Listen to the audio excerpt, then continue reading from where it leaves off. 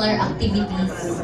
Hindi po ako dun sa brainy side. Dun po ako sa mga pakanta-kanta, pa-declamation, pasayaw-sayaw, mga linggo ng wika, school of acting, mga ganun. So, hindi ka ma-affect yun pag may syempre ang mga bashers, alam mo na lagi silang buhay na buhay. Kung sabi, ay bakit may album si Kim? Mas nakilala siya sa acting.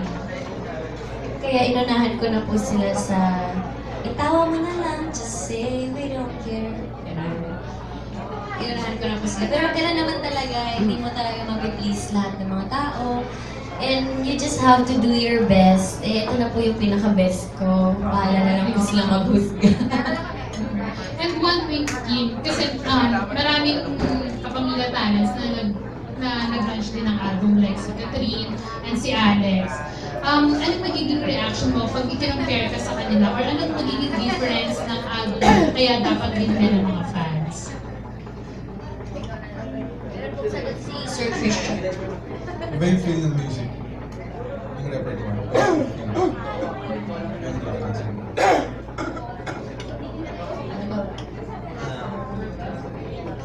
Ayun nga, siguro iba-iba kasi silang genre, so iba-ibang atake, iba-ibang style. So, sa mga artists naman yun, may iba-iba silang personality, kung ano yung mag-fit na song sa kanila. So, iba talaga yung kay Catherine, kay Alex, and then yung kay Kim. Iba talaga sila. Ikaw, Kim, may personal opinion ka kung bakit ka naiiba sa kanila? Siyempre, iba-iba naman po kami ng klase ng boses.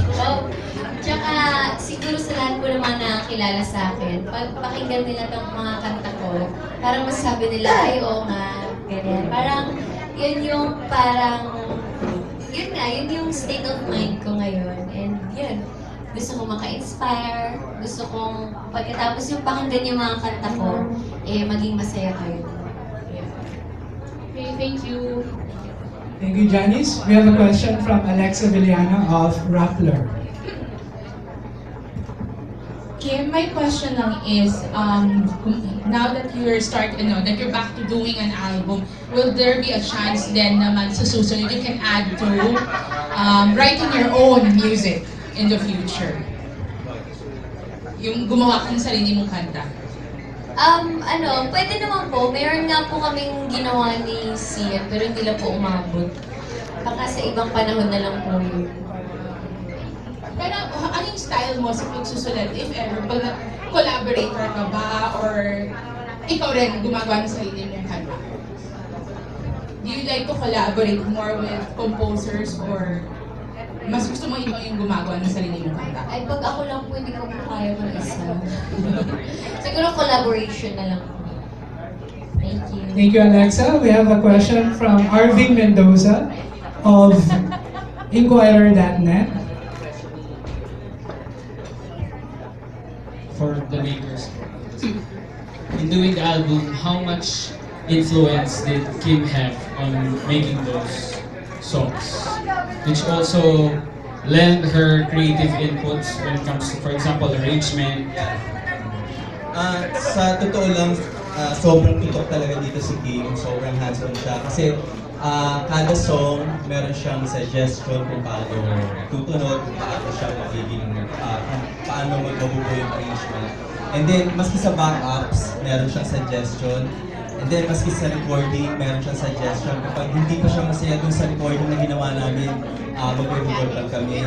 And then, dun na rin sa pagpili ng lahat ng songs. Kasi imagine mo, 20 songs yung lahat. So talagang involved siya doon. Siya yung talagang titignan niya kung bagay sa kanya yung song or hindi. Hanggang makapag-finalize kami ng 6 songs na sa tingin niya talaga, ito lahat ng songs na ito bagay sa akin. So hindi talagang 100% or 101% ito enhanced of Kim. Pati pagdating sa music video, yung pag-concept ng music video, yung album cover, yung pictorial, lahat talaga. Hindi kami gagalaw kapag walang yes or final suggestion siya. Talagang siya yeah. Thank you, Arvin. We are down to our last question. At syempre, ang huling magtatanong ay ang dalawang pinaka-highest paid, no? Na DJ ng MOR. Walang iba kundi si DJ Jaiho and DJ Chiki. Nakikain nga lang kami, highest paid. Nakilunch nga lang dito, highest paid. Hi, Miss Kim!